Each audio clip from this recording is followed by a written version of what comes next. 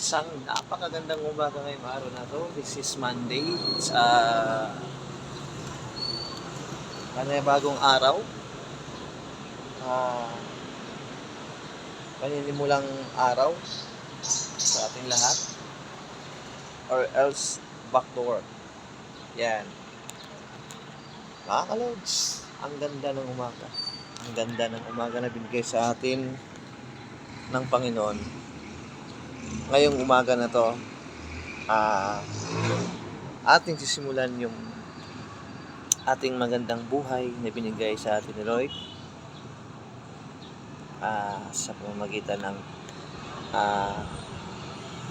huwag tayong makalimot na magpasalamat sa Kanya dahil Siya yung nagbigay ng buhay sa atin, si Lord. Yes.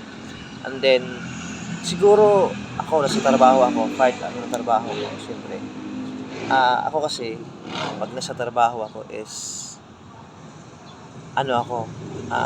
start with a smile. Kasi yun yung pinakamaganda dyan yung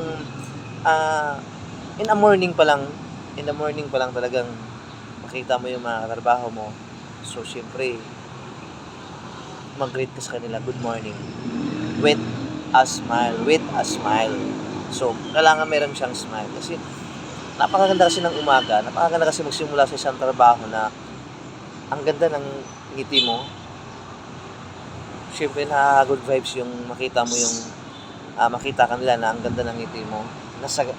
Ang ganda ng mood mo. Siyempre, kasi yun yun yung first na kailangan gawin natin bilang tayo ay isang employee. So, ngumiti tayo sa kapwa natin. Yes, napakaganda kasi yun magsimula sa trabaho na ang ganda ng mga ngiti ng bawat isa. At masanay tayo na magiging friendly sa mga katrabaho natin. Tsaka yun nga, pinakalabis sa isang employee is to be honest. Maging honest ka sa isang company mo. Maging honest ka sa ginagawa mo. Kasi nandun yung kapag nagawa mo yan sa isang company kung saan ka nagtatrabaho, syempre, nandun na yung tiwala nila sa iyo. So, it's a part of job na kailangan mo talagang maging honest ka. Maging honest ka lang.